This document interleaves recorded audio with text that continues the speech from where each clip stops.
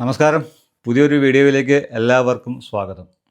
ഇന്ന് നമ്മൾ ഇവിടെ സംസാരിക്കാൻ പോകുന്ന വിഷയം കൈക്കുഴയിലുണ്ടാകുന്ന വേദന അഥവാ റിസ്റ്റ് പെയിനിനെ പറ്റിയാണ്.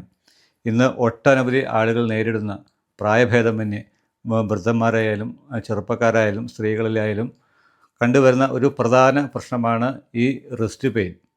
ആദ്യം ചെറിയ രീതിയിൽ തുടങ്ങുന്ന കൈവിരലുകളിലേക്കുള്ള മരവിപ്പും തരിപ്പും അത് പിന്നെ കാലകാലങ്ങൾ കൊണ്ട് ഒരു പണി ചെയ്യാൻ പോലും പറ്റാത്ത ഒരു അവസ്ഥയിലേക്ക് മാറുന്നു.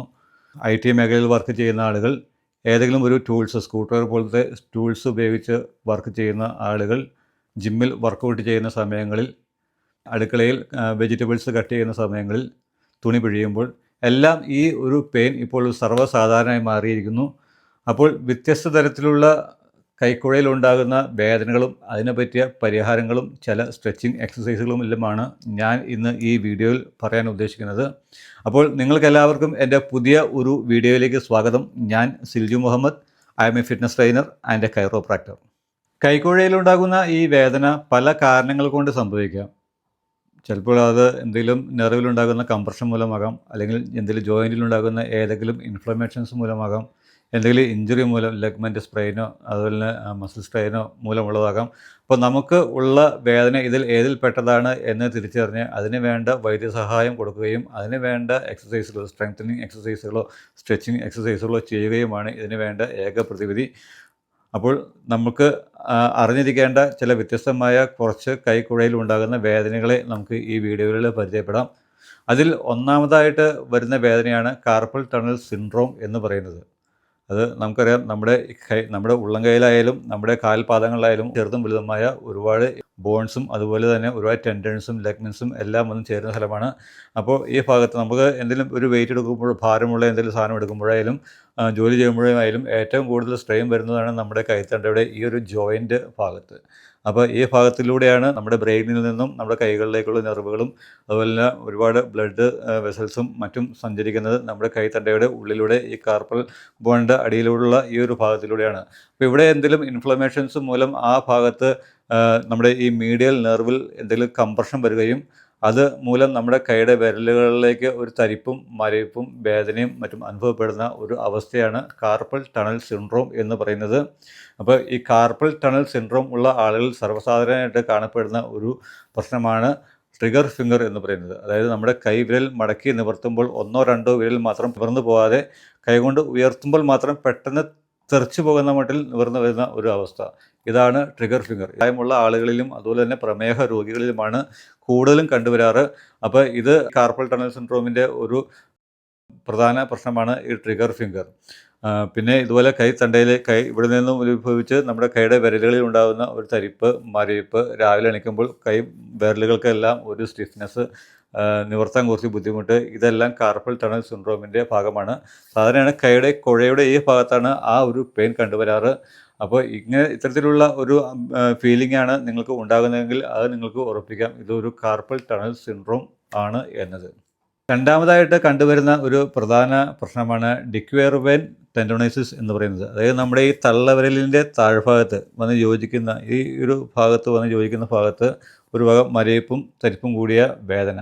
ഇത് പ്രധാനമായിട്ടും നമ്മുടെ ഈ വിരൽ ചലിപ്പിച്ചുകൊണ്ട് ജോലി ചെയ്യുന്ന ആളുകളിലാണ്, അല്ലെങ്കിൽ ഈ തള്ളവിരൽ ഏതെങ്കിലും ഒരു പൊസിഷനിൽ ഒരുപാട് നേരം ഹോൾഡ് ചെയ്ത് വയ്ക്കുന്ന ആ ഒരു സമയത്താണ് ഈ ഒരു ബുദ്ധിമുട്ട് അനുഭവപ്പെടുന്നത്. കൂടുതലും നമ്മൾ അമ്മമാർ കുട്ടികൾക്ക് ഫീഡ് ചെയ്യുന്ന സമയത്ത് അവർക്കറിയാം, നമ്മുടെ ഹെഡ് ഈ ഒരു പൊസിഷനിൽ പിടിക്കുമ്പോൾ തള്ളവിരൽ ഒരുപാട് നേരം ഇതുപോലെ സ്ട്രെയിൻ കൊടുത്ത് നിൽക്കുന്നു. അതുപോലെ തന്നെ മൊബൈലിൽ ഒരുപാട് നേരം സ്ക്രോൾ ചെയ്തുകൊണ്ടിരിക്കുന്ന ആളുകളിൽ എല്ലാം ഈ ഒരു പ്രശ്നം കണ്ടുവരാറുണ്ട്.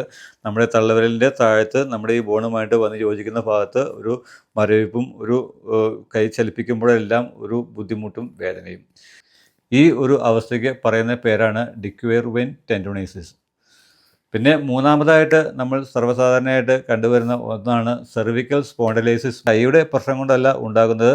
നമ്മുടെ സെർവിക്കൽ ഭാഗത്ത് C1 മുതൽ C7 വരെയുള്ള ഭാഗങ്ങളിൽ ഏതെങ്കിലും ഭാഗത്ത് ഏതെങ്കിലും ഇഞ്ചുറി മൂലമോ അല്ലെങ്കിൽ ഏതെങ്കിലും ഇൻഫ്ലമേഷൻ മൂലമോ അവിടുത്തെ കൈകളിലേക്കുള്ള നെർവിൽ കംപ്രഷൻ സംഭവിക്കുകയും അതുമൂലം ആ കൈയിലേക്ക് ഒരു തരിപ്പും വേദനയും അനുഭവപ്പെടുകയും ചെയ്യുന്ന ഒരു അവസ്ഥയാണ്. അപ്പോൾ ഇത് കൈയുടെ പ്രശ്നം കൊണ്ടാണോ ഉണ്ടാകുന്നത് അല്ലെങ്കിൽ സെർവിക്കൽ സ്പോണ്ടിലൈസിസ് കഴുത്തിൻ്റെ പ്രശ്നം കൊണ്ടാണോ ഉണ്ടാകുന്നത് എന്ന് നിങ്ങൾ ഒരു ക്ലിനിക്കൽ എക്സാമിനേഷൻ വഴി അത് തിരിച്ചറിയേണ്ടതും അതിന് വേണ്ടിയുള്ള ട്രീറ്റ്മെൻറ്റ് കൊടുക്കേണ്ടതും വളരെ അത്യാവശ്യമുള്ള ഒരു കാര്യമാണ്.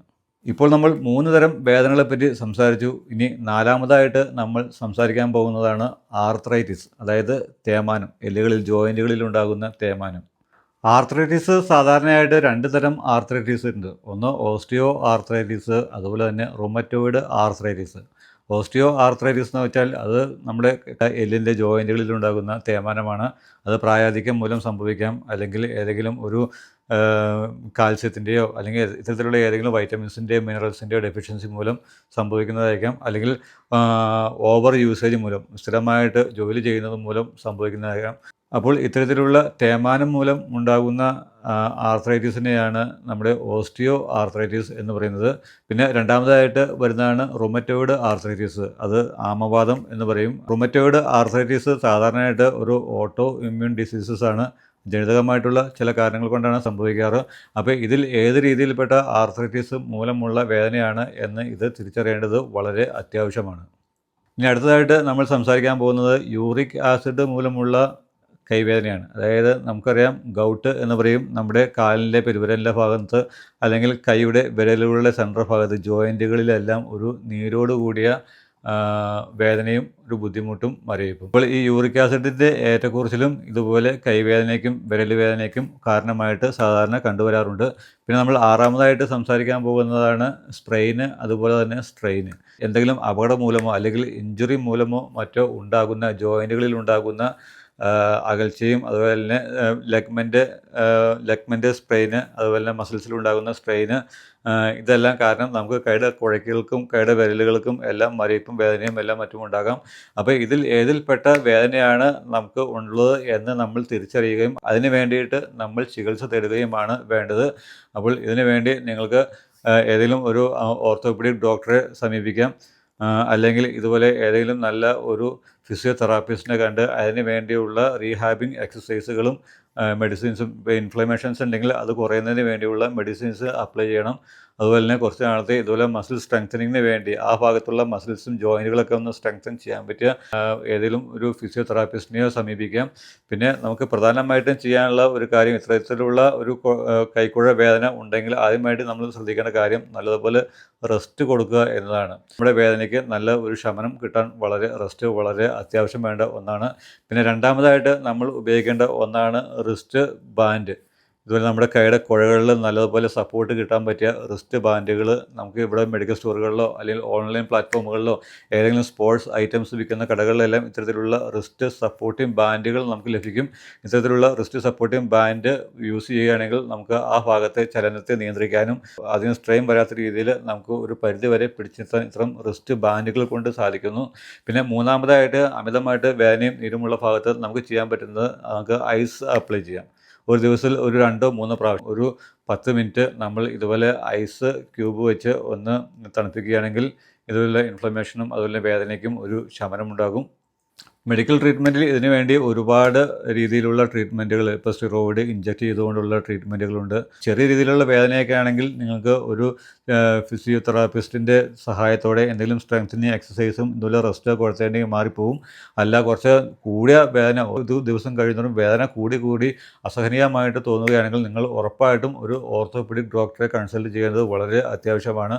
അപ്പോൾ ഇതിന് ചെയ്യാൻ പറ്റിയ ഫിസിയോതെറാപ്പിയിൽ ഉപയോഗിക്കാൻ പറ്റിയ ഒരു 2-3 ലൈറ്റായിട്ടുള്ള എക്സസൈസുകളാണ് ഞാൻ ഇവിടെ കാണിക്കുന്നത്. അതിന് ഒന്നാമതായിട്ട് നമ്മൾ ചെയ്യുവാനുള്ളത്, നമ്മുടെ വേദനയുള്ള കൈ ഇതുപോലെ നിവർത്തി പിടിച്ച ശേഷം മറു കൈ കൊണ്ട് നമ്മുടെ കൈ തണ്ടയിൽ പിടിച്ചുകൊണ്ട് നമ്മുടെ റിസ്റ്റ് താഴേക്കും മുകളിലേക്കും ഇതുപോലെ ഒരു 10 അല്ലെങ്കിൽ 15 പ്രാവശ്യം താഴെ 1 സെക്കൻഡ് ഹോൾഡ് ചെയ്യുക, അതുപോലെ തന്നെ മുകളിൽ 1 സെക്കൻഡ് ഹോൾഡ് ചെയ്യുക. ഇത്തരത്തിൽ ഒരു 10-15 പ്രാവശ്യം ചെയ്യുക. പിന്നെ രണ്ടാമതായിട്ട് നമ്മുടെ കൈയുടെ റിസ്റ്റിൽ പിടിച്ചുകൊണ്ട് കൈയുടെ മുഷ്ടി ചുരുട്ടി പിടിച്ചുകൊണ്ട് വലത്തേക്കും ഒരു 10 പ്രാവശ്യം ഇതുപോലെ റിസ്റ്റ് റൊട്ടേഷൻ ചെയ്യുക. അതുപോലെ തന്നെ ഇടത്തേക്ക് തിരിച്ചും ഒരു 10 പ്രാവശ്യം റിസ്റ്റ് റൊട്ടേഷൻ ചെയ്യുക.